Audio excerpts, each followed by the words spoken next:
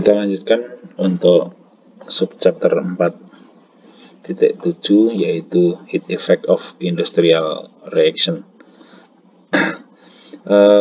Pada bab ini kita akan menghitung efek panas atau perubahan panas pada industri kimia, di mana terjadi reaksi ya. Di dalam industri kimia itu melibatkan ada reaktor, di situ akan terjadi reaksi, dan bagaimana dengan perubahan-perubahan panasnya akibat dari reaksi tersebut ya. Kita lihat di contoh yang pertama adalah contoh 47. Contoh 47 ini adalah kita diminta untuk menghitung suhu maksimum ya, suhu maksimum yang keluar dari reaktor tentunya, yang suhu maksimum yang dapat dicapai oleh reaktor pembakaran gas metan, di mana udara yang dimasukkan ke dalam reaktor itu berlebih 20% ya. Oksigennya berlebih atau udaranya berlebih 20%. Kemudian metan dan udara masuk ke burner. Di sini diketahui pada 298,15 Kelvin atau 25 derajat Celcius. Oleh karena itu, bagaimana cara menentukannya? Maka harus kita susun dulu desainnya ya. Jadi kita gambarkan dulu seperti ini. Jadi reaktan masuk, kemudian ada reaktan masuk, kemudian reaksi pada standar, kondisi standar 298, baru kondisi produk. Sehingga secara keseluruhan reaksi di dalam reaktor itu ada 3 tahapan. Jadi reaktan menuju kepada reaksi pada delta H reaksi pada keadaan standar, dan dari kondisi standar ke suhu reaktor yang keluar. Dalam kasus ini, suhu yang keluar dari reaktor ini akan ditentukan. Memang ini yang akan ditanyakan. Sementara suhu yang masuk ke dalam reaktor diketahui 298,15 ya. Untuk kasus ini kita misalkan bahwa metan yang dimasukkan adalah 1 mol ya.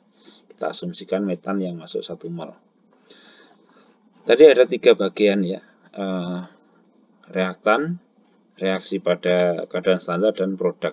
Pada keadaan standar ini sudah kita hitung di bagian sebelumnya ya, bagaimana menghitung delta H reaksi pada 298 ya. Maka ini bisa kita hitung dari nilai delta H pembentukan atau delta heat of formation ya, dari CH4, CO2, dan H2O, karena O2 ini kan 0 nilainya, sehingga yang diperhitungkan adalah CO2 22O dikurangi yang reaktan, jadi produk dikurangi reaktan, maka kita dapatkan delta H reaksi pada 298. Kemudian bagian reaktannya, karena masuk sudah 298, maka di sini tidak ada perubahan panas sensibelnya. Maka karena di sini diketahui tadi adalah reaktornya adiabatis ya tentunya. Jadi kita diminta untuk menentukan suhu maksimum yang di reaktornya, dan prosesnya adalah adiabatis. Jadi tidak ada energi yang masuk dan keluar, alias delta H-nya sama dengan 0 ya. Kalau delta H-nya sama dengan 0, tidak ada panas yang masuk dan keluar, berapa suhu yang maksimum yang dapat dicapai. Nah, maka ini yang akan kita tentukan. Ini sudah dapat kita hitung. Sekarang kita bagaimana menghitung delta H produk. Delta H produk ini adalah panas sensibel dari 298 ke suhu produknya ya. Nah, sebelum itu kita coba hitung stoikiometrinya dulu ya. Tadi masuk kita asumsikan 1 mol gas metan ya, 1 mol gas metan. Kemudian ini sebagai basis perhitungan, berapa sih oksigen yang diperlukan? Kalau metannya 1 mol, maka oksigennya dibutuhkan 2 mol secara stoikiometris ya. Tapi tidak hanya 2 mol, tadi kan dikatakan bahwa O2-nya adalah ekses 20%. Berarti berapa eksesnya? 0,2, 20% ya, kali 2 mol, berarti 0,4. Sehingga total O2 yang diperlukan itu adalah 2,4 mol. Ini ekses. Eksesnya 0,4. Nah, tadi yang dimasukkan kan bukan oksigen, tapi udara. Padahal udara itu terdiri dari oksigen dan nitrogen. Jadi, berapa nitrogen yang masuk? Nitrogen nanti tidak ikut bereaksi, jadi nanti menjadi inert ya.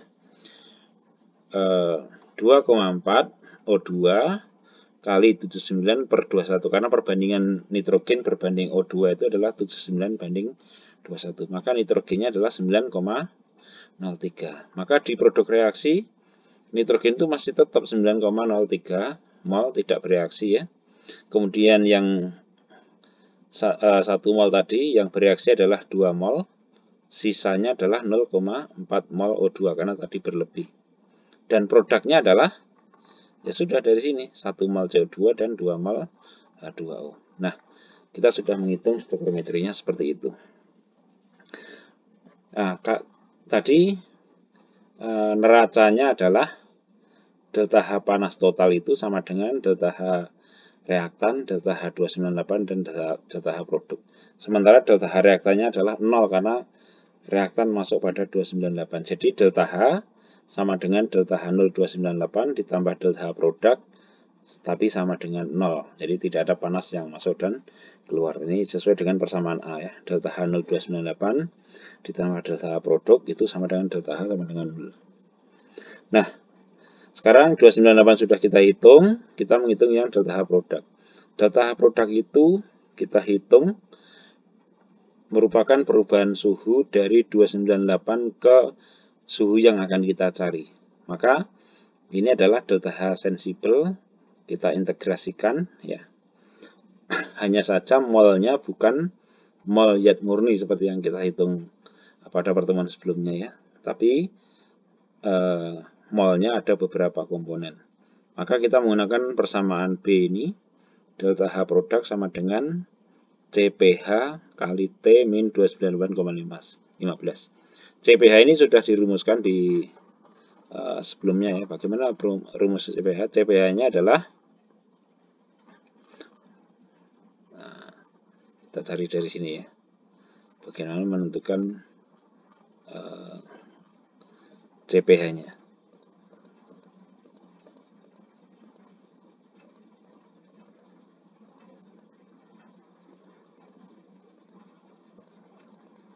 Nah, CPH itu seperti ini.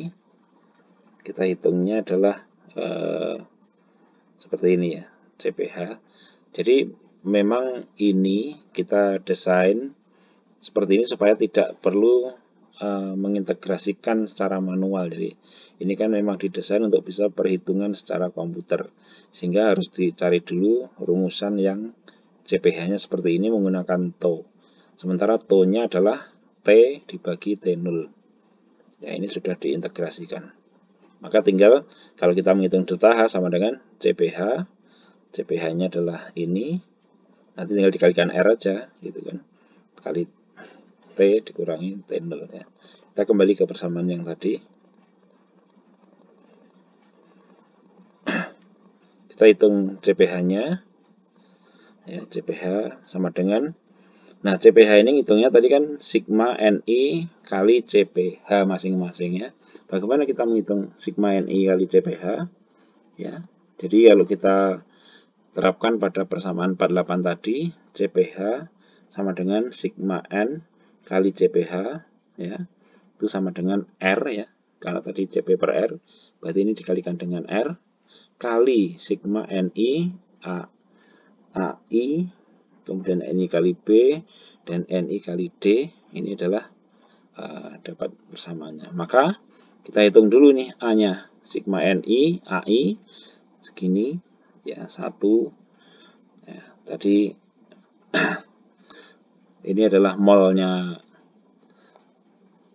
mol masing-masing komponen ya di produknya.